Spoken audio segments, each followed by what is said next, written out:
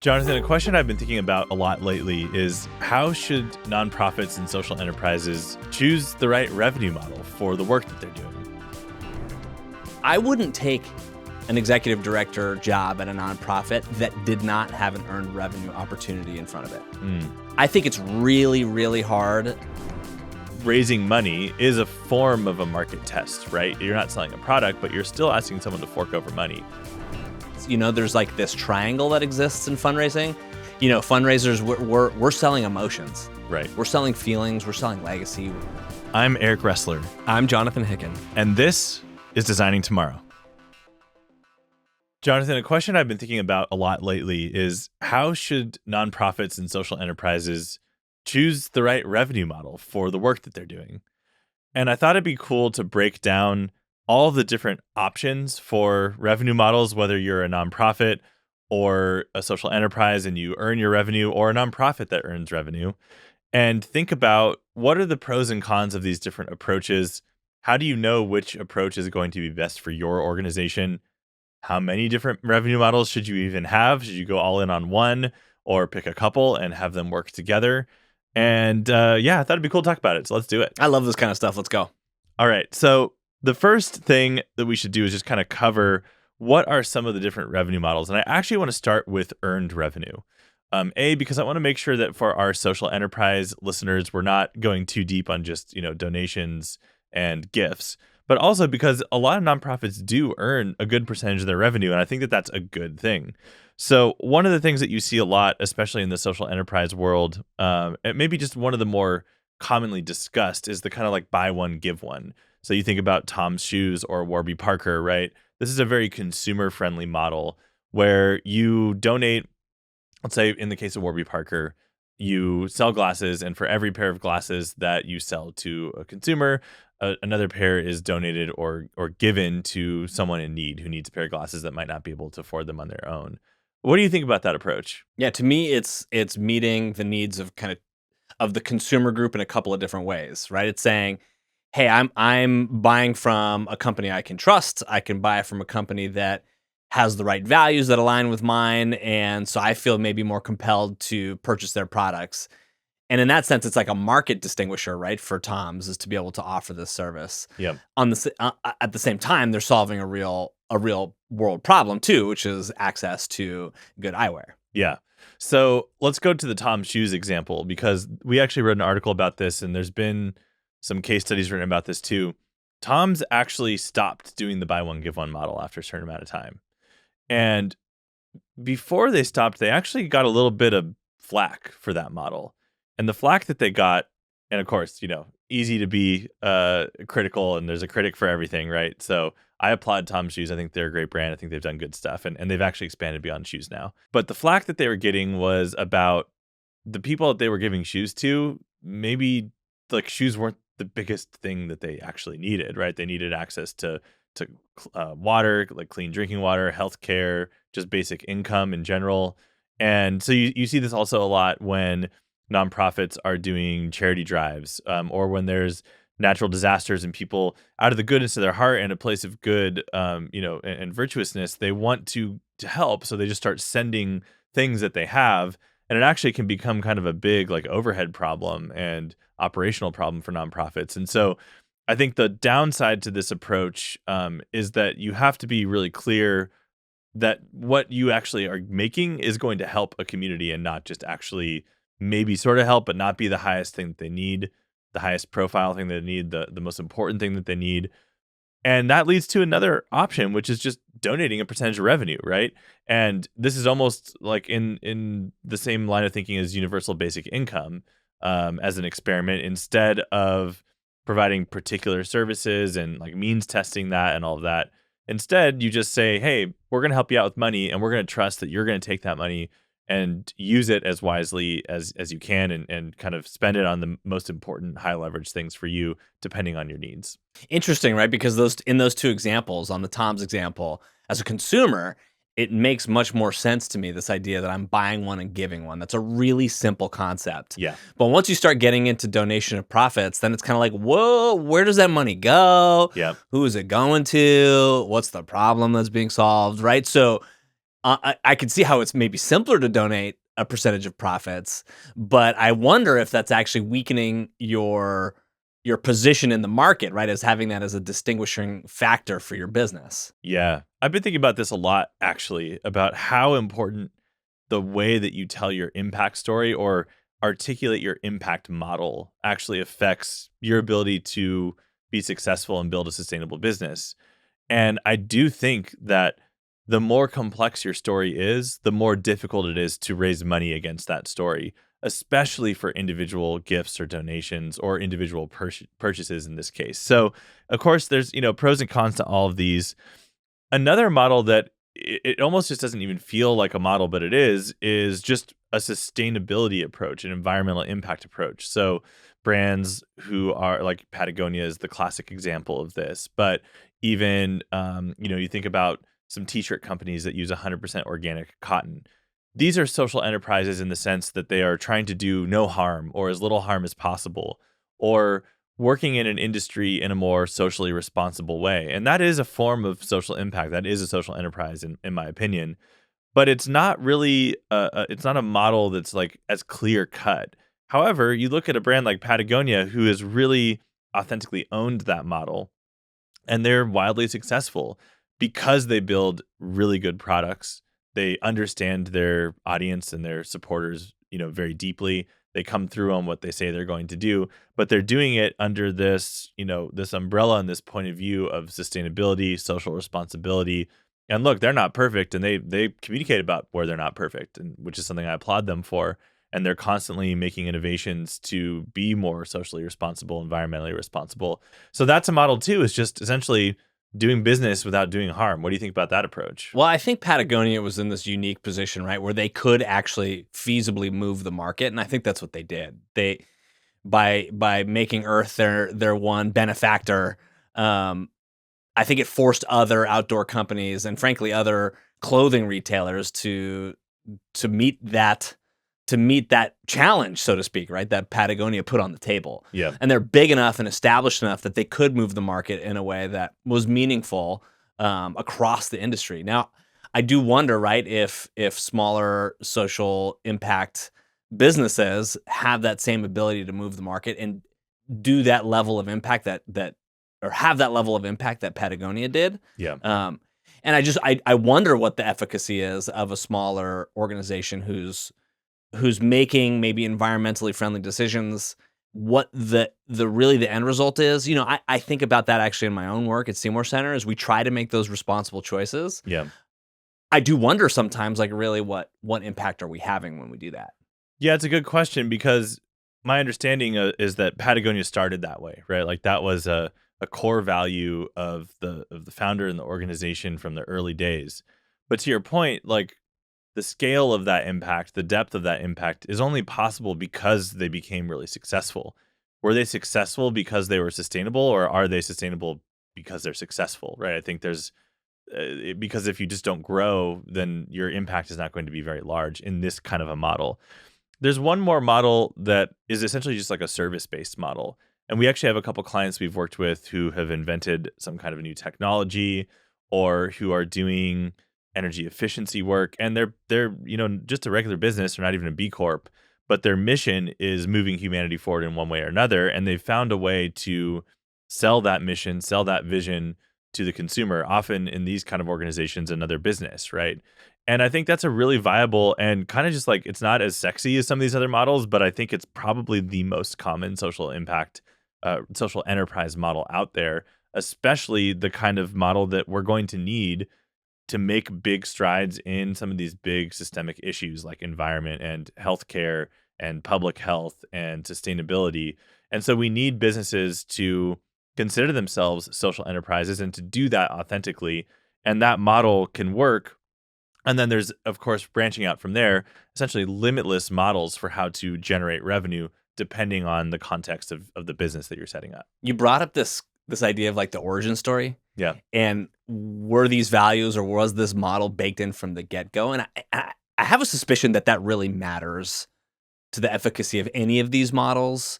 And when we think about cause washing or authenticity washing, I wonder if sometimes we're feeling that when a business jumps into the impact game late, right? Yes. Like, no shade on Athletic Beer. I'm a customer. I love drinking their non-alcoholic beers, and I noticed on the can that they have this 2% for trails pledge. Yeah. And I wonder, right? I wonder, did they go into the business wanting to make trail access better, or did they go into the business wanting to make great non-alcoholic beer? Yeah. And what does that 2% for trails actually mean to me as a consumer?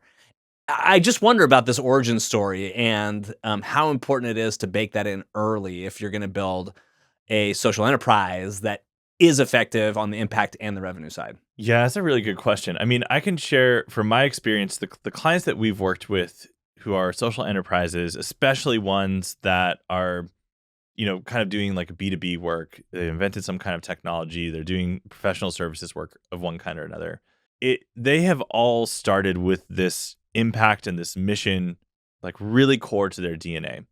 And that's actually something we look for when we bring a client on, especially a social enterprise, because we are very, committed to doing impact focused work that's real, that's authentic, that's going to make a difference. That's, some of the things we're looking for in a new client partnership. And so we get, pretty early on, pretty direct about that. Like, hey, like how much of this really matters for you? Are you making decisions based on impact instead of or alongside of revenue, right? Because there is a bit of a tension there in certain cases. And all of the organizations that we've worked with have started with that vision in mind, and they've realized that a market-based approach is the best way for them to make an impact. Now, with that said, maybe there's some exceptions to that I'm just not remembering, and I don't think that that necessarily has to be true. And I think this starts to blur the lines a little bit between what is there's like a B Corp, right, where this is an actual accreditation and you have to get certified and there's a process and you get, scored every year or so. But then there's also just businesses that are making a product or selling a service that's good for humanity, right? Like you think about like a local guitar manufacturer, right? And people need guitars. Music is awesome. I think it's good for the world. Are they a social enterprise? I mean, I don't know. By whose definition? I guess you could start to look at the impact that they're having. Are they doing their work responsibly? Are they exploiting people to do their work? Are they importing goods in a way that is, hurting the environment, et cetera, et cetera, et cetera? But I don't think being a social impact organization or specifically a social enterprise is a black and white thing. I think there are a lot of shades of gray there. And I also think you can have even an authentic commitment to being focused on impact or having a mission and unintentionally, or sometimes frankly, even intentionally, like creating harm for a certain population of the world. So this is messy stuff, man. Yeah. And I do wonder about this. You work with social enterprises more than I do, right? At what point does the market demands challenge the impact desires, right? Like there's got to be that tension point for social enterprises at a certain stage of their growth. At every stage, Yeah. in my experience. Like it is a constant tension. I think this is, in my experience, felt most in the kind of like impact investor category, where impact investors are looking for financial returns alongside social impact returns.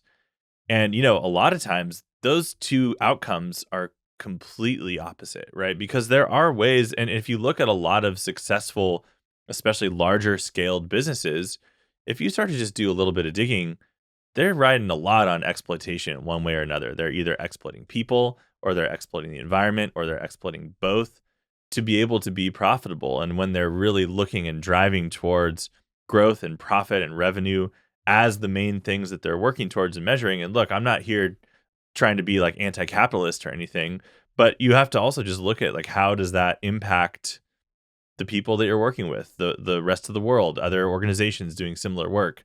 So it is a tension for social enterprises, and I think it can be hard when you are trying to grow and you're trying to scale. And just like nonprofit organizations, these organizations are trying to build sustainable businesses, and they have all the same kind of growth struggles and startup struggles. Sometimes they're taking outside investment, and their incentives aren't necessarily aligned with the impact because the investors might just be a bank, right? Not an impact investor or whatever. So I do not envy the social enterprises. I think they've got a really tough job that they're doing, and I applaud all of them. And I also think we have to be mindful of holding two things at once. One is like true, authentic accountability for these organizations and some standards, and also not just looking for the first time they mess anything up and just being like, these people are BS, like boycott them, right? So I don't know how to handle that, but I think it's something we should be aware of. I'd be so curious to talk to an entrepreneur at the early stages of forming a business that has a vision for the product or the service or the impact that they want, and is balancing or trying to decide between a for-profit social enterprise model and a nonprofit one. Like, if you know anybody, I would love to talk to them. Maybe even have them on the show someday to understand their thought process behind that. We could do it.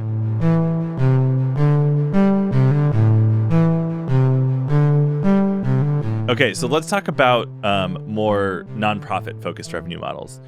And I think we should also just reiterate that a lot of nonprofits do have some kind of mix of gifts and earned service fees, right? Or products sold. I mean, the Seymour Center is an example of this, right? You guys have a gift shop, and you guys also do rentals for weddings and other events. So you have a pretty mixed model there.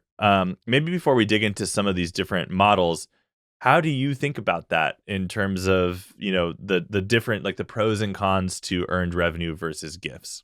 And I think about this in a couple of ways. One is that the earned revenue is unrestricted revenue, right? And unrestricted revenue is king. Yep. So in that sense, I prefer to be making our money through our earned income channels, because then we can channel that to where we need to in terms of our programs. Yeah. And granted, like lots of philanthropy comes through unrestricted too, and we always pursue that, but it's a sure thing when you go through the earned revenue track. Now, I wouldn't take an executive director job at a nonprofit that did not have an earned revenue opportunity in front of it. I think it's really, really hard.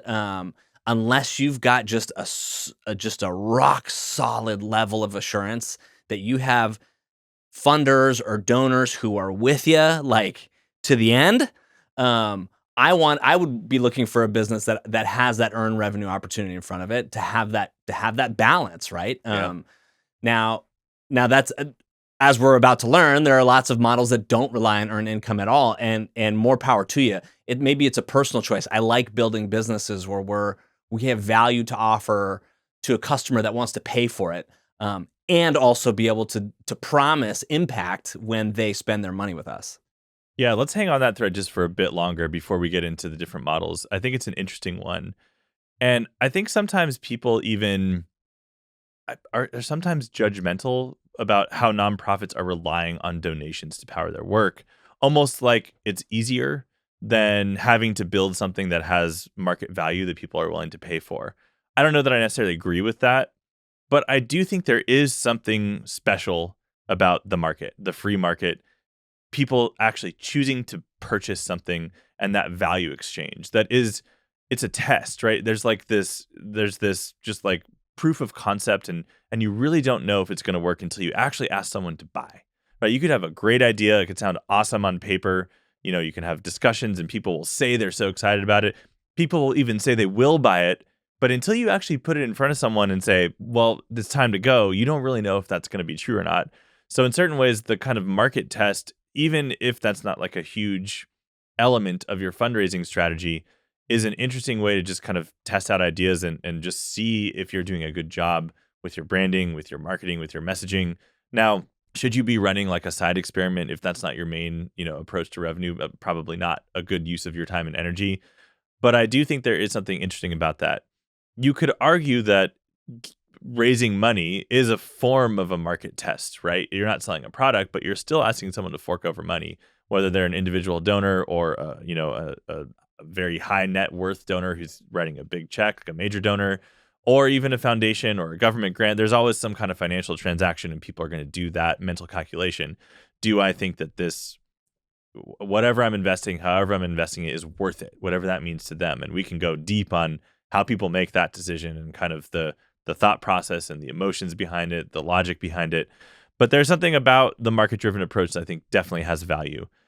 There's a corollary in fundraising, right, where you're putting out value to a donor and they're going to tell you yes or no. Yeah. The difference, right, is like if I'm selling a product, the person buying it is getting the value from it. In fundraising, oftentimes the beneficiary of the investment is not the person giving the money. So Yes. it's there's like this triangle that exists in fundraising. Fundraisers, we're selling emotions. Right. We're selling feelings. We're selling legacy. We're selling, we are selling something, but oftentimes it's not the donor that's getting the benefit directly, Yep. at least. Yep. So there is a corollary, right, where you can go and you can kind of measure your effectiveness against the market, so to speak. It's a philanthropic market. It's different. Yeah. Nevertheless, there is something simple and satisfying about saying, "I've got something. Will you buy it?" Yeah, right. No, I think that last point though is super important, which is that when someone's buying a product or a service, it is usually to benefit them directly, or at least their organization directly. And yeah, if someone's making a gift or a donation, they're getting something out of it. Certainly, like that feeling of generosity, the kind of deep knowing that they're making a difference and helping.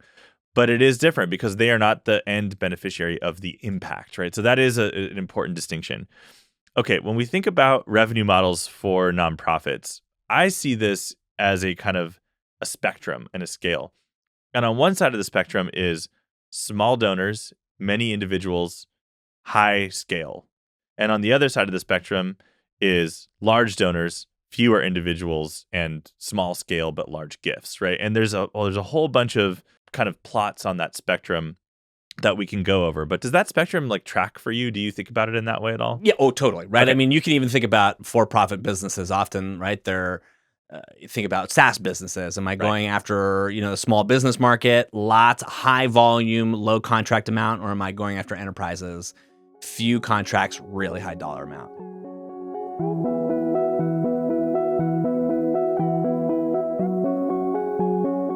So let's talk about these different models and who they might be a good fit for. So I think the model that most people think about when they think about nonprofits is, many individual donors making small gifts.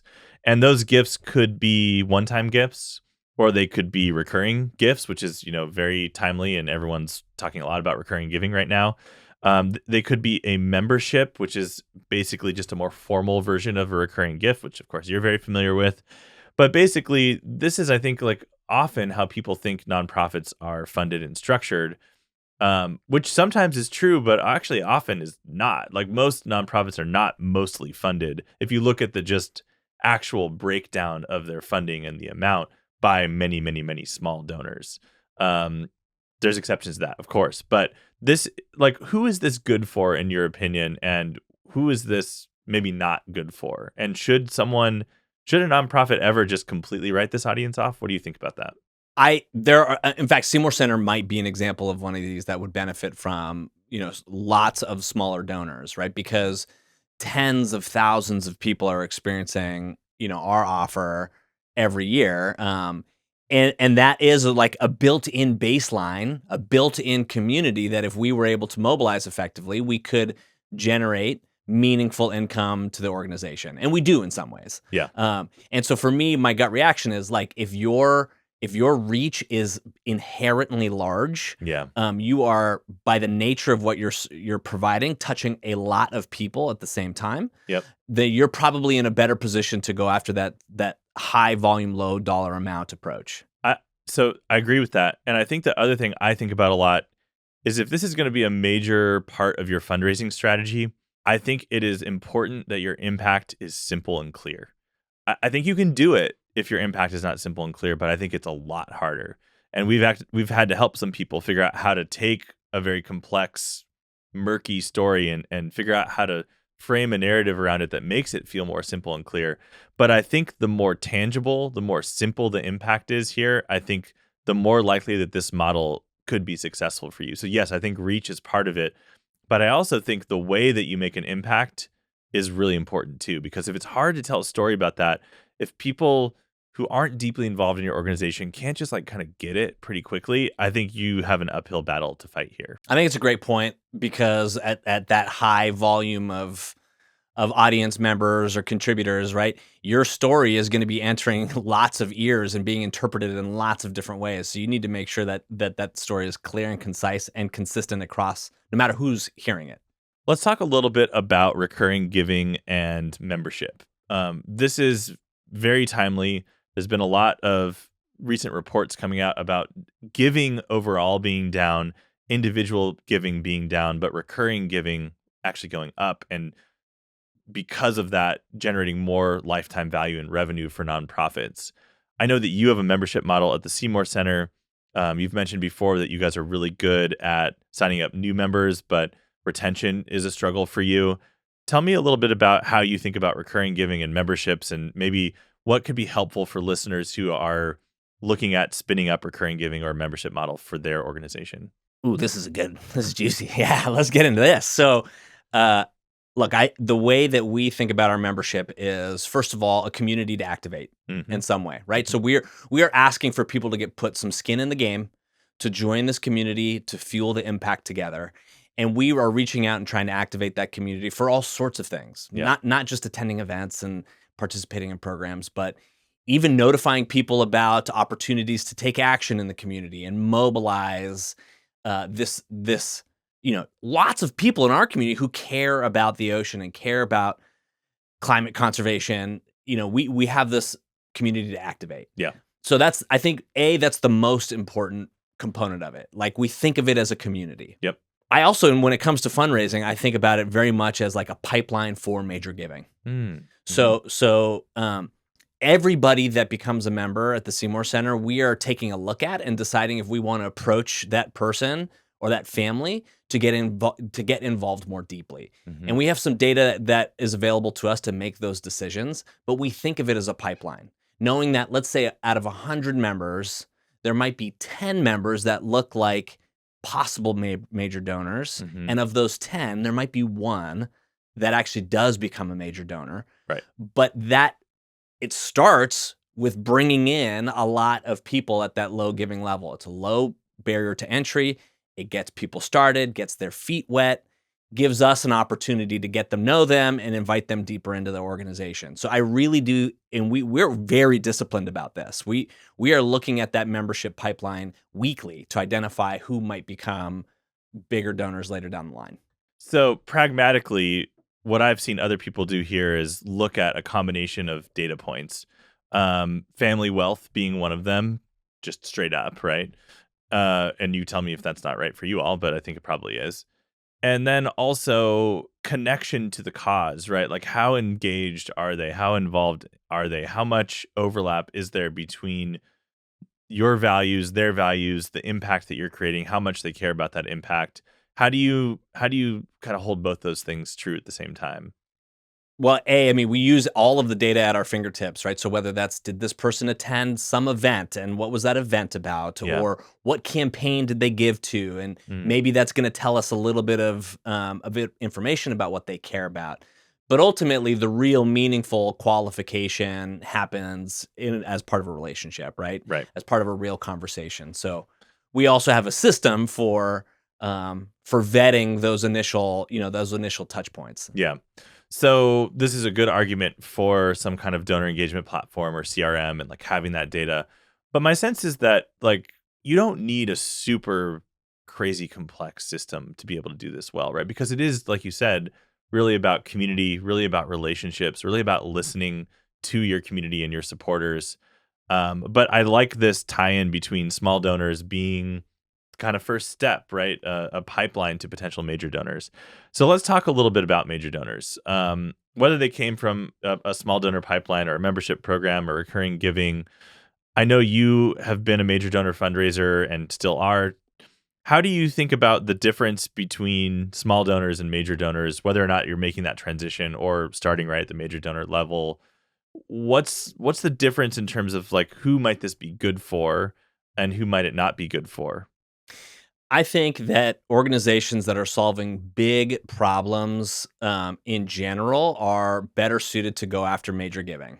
Really big problems. When I work with major donors, they're often thinking deeply and very thoughtfully about the legacy that they want to leave on their community or their state or their country or whatever their area of interest is. Yeah. And again, more often than not, being very selective about where they're investing to maximize their impact. Yeah. I've met with some absolutely brilliant philanthropists who are thinking about these problems in ways that I really admire, that I learned from. Sure.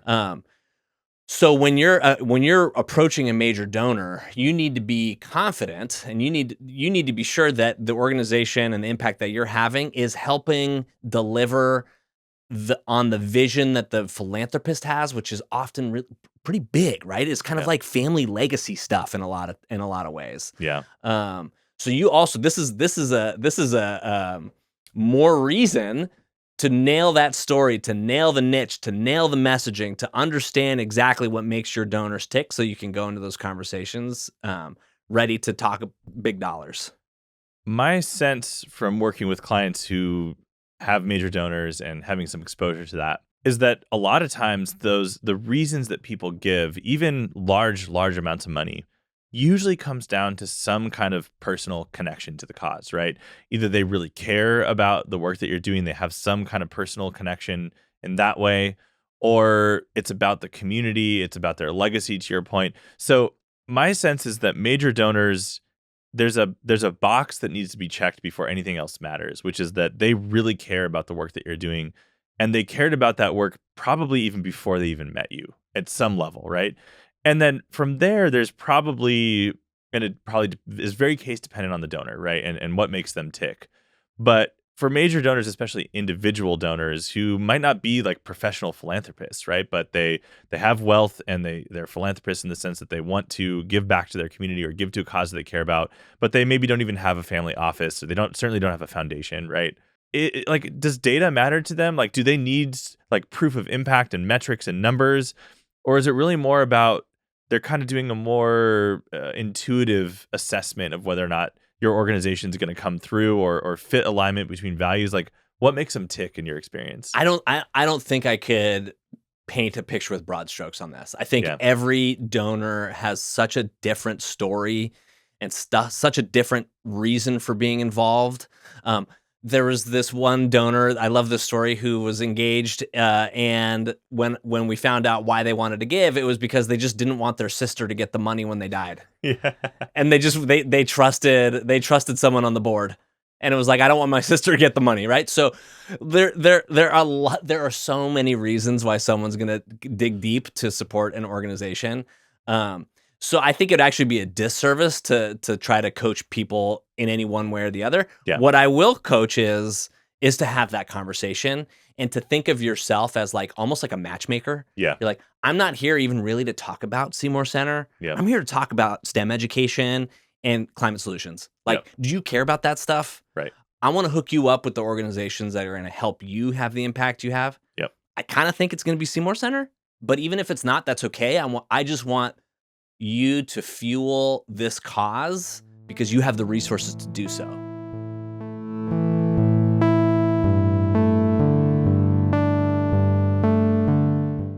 So let's talk about another category of major gifts, which is really more in that what I like to call institutional philanthropy. So this might be a foundation, this might be a government grant. So these are organizations that are professional firms that are set up to support nonprofit organizations.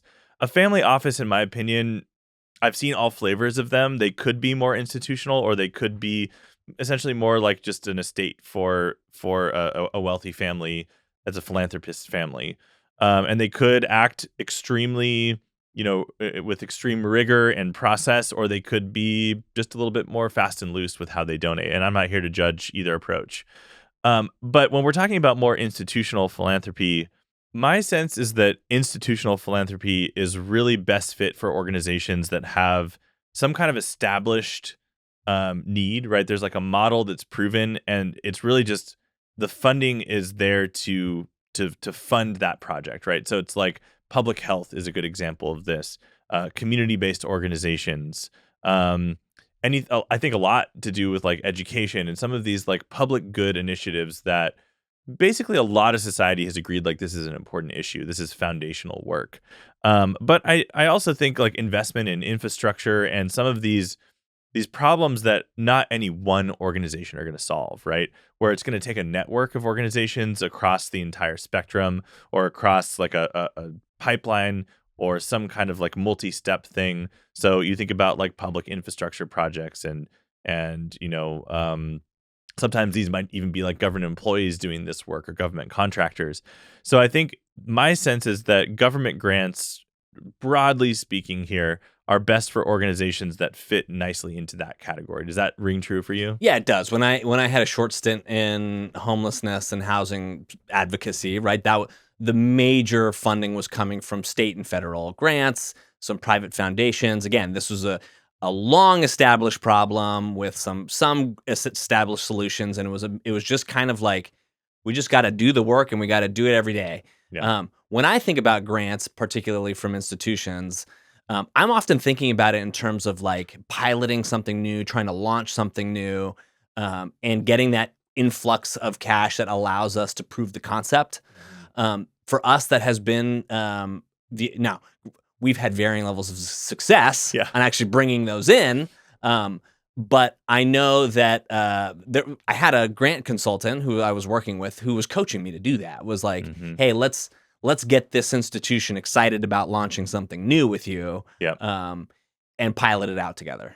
So just to be clear, you're talking about a government grant to fund some of that initial work? No, let me be, my apologies. No, Okay. that was actually a private foundation in that case. Yeah, okay, because that tracks more with my understanding is that those types of organizations are a little bit more likely to fund new ventures, new ideas, even some experiments. Whereas like government grants and whether it's state or federal, typically are coming in to fund proven organizations, right? They've got some kind of proven model. There's some early success of impact, and they're there to help scale in a lot of times. Not always true. We could talk about there's been some like amazing government moonshots, right? Government funded moonshots. Let's talk about corporate giving. So corporate giving is an interesting. They don't really fit in nicely into any of these categories in my experience, and I think similar to institutional philanthropy, there's not just one flavor of corporate gifts. So you think about like CSR arms to large corporations. I've seen a trend of a lot of corporations actually having a separate impact arm or even impact fund where they are acting a little bit more like a foundation within a corporation. Have you guys gotten any corporate gifts at the Seymour Center, like big or small? Yeah, little ones. Now, I think for most, especially small and mid-sized nonprofits, corporate giving is a dangerous game. Look, in my experience, corporations are giving for one of two reasons. It's coming out of the marketing budget or it's coming out of the HR budget. Yeah. And oftentimes those impact arms will live within like the marketing business unit. Yep. And so really the investment in causes is driven by brand and public awareness and public perception, reputation, that kind of thing. Yep. Which, fine, I'll take their money. Yeah. Right. But let's be honest about why that investment's happening. And it's for marketing and for brand recognition. Yeah. And then on the HR side of things, it's like, hey, they want to, maybe a company wants to build a great experience for their employees, and wants to create a better employee like sense of, meaning or fulfillment at work. So those are the two budgets in most cases where corporate giving is coming from. That tracks, and it's interesting because I've seen a couple of organizations that have been really successful with corporate giving, and we've broken down a case study of an organization that grew like massively with corporate giving in another episode, which we'll link to in the show notes. But I also do agree that it is potentially kind of a fickle space, and I think especially when you start to see market conditions change for the worse. In my experience, this is one of the first things to go in the budget, right? This feels kind of elective, right, in these organizations. It's not necessarily driving their bottom line. Now, there's probably exceptions to that, right? There's probably some corporations out there that you have a really solid corporate giving arm and program, and it's like a core part of their business. They wouldn't cut it quickly, but it does feel like a little bit, I don't know, just exposed to trends in culture, trends in the market in a way that feels a little bit risky to go too all in on corporate giving. I agree. Look, I imagine there are some amazing corporations out there that are having real impact. I actually think that Benioff, and through his work in Salesforce and the fortune he's amassed there, like I'm a fan of some of the work that he's doing and funneling it through the company. But I think that that's the exception, and not the rule. And so I caution nonprofit leaders to put too much time or energy into that unless they have like a really clear line of sight to some return. Let's talk about capital campaigns, which is the last model that we have for today. So In my experience, capital campaigns can be incredible, but only when the time is right and when the organization is set up to do so. So, in my experience, capital campaigns have been most helpful when an organization is at some kind of huge growth or inflection point, right? They want to build a new center, or they're trying to fund like a new arm to their organization. Some kind of big, bold, but also easy to grok mission that the campaign donors can like really understand it and kind of feel like they can be part of building, right? And not just like at large for the organization, but a project or a very tangible outcome. Is that basically your experience with capital campaigns as well? Yeah, exactly. And there's capital campaigns that are large and small and everything in between. But I think what you've described, I would agree with. The other thing that's interesting about capital campaigns is that by the time they go public, they're usually between 70 to 90% funded already. So this is basically another form of major donor fundraising, but a little bit more tightly scoped to a project versus like the mission at large. And then it is nice that there's an opportunity in certain cases to do some kind of public campaign to open it up to smaller donors, right? To hit that last 30 to 10% of funding it, and that can be a good awareness campaign too, right? So it serves that purpose as well. Okay, I want to leave listeners with something kind of more actionable that they can take away. And I thought it'd be nice to just have 5 questions that you can ask yourself if you're playing around with these different revenue models and trying to figure out what's the right one for your organization. So here's the 5 questions, and I'll let you weigh in. What model aligns best with your mission? Who is your target audience, and what model is going to align best with them? What are the resources and the capacity that you have to actually execute on any of these models? What are your short and long-term goals as it relates to fundraising, and how might these models support those goals? And then how can you balance stability, long-term stability, with short-term growth? Any other questions you would ask if you're kind of thinking through this? Yeah, I would say, what problem am I solving? Who am I solving it for? And who's willing to pay to solve that problem? Yeah. That's ultimately what I think it comes down to. Are the people trying to solve the problem the same people who are buying? Are the people who are trying to solve the problem different people who aren't getting the value? And you can break it down from there. But I think that's ultimately what it comes down to. Am I solving an important problem? And is there anybody out there to pay for it? And just be really honest with yourself about who those people are. So we could go deep on any of these revenue models, and probably will continue to hit some of these in future episodes. But for today, Jonathan, I think that will do it. Thank you. All right. Thanks, Eric. If you enjoyed today's video, please be sure to hit like and subscribe, or even leave us a comment. It really helps. Thank you. And thank you for all that you do for your cause and for being part of the movement to move humanity and the planet forward.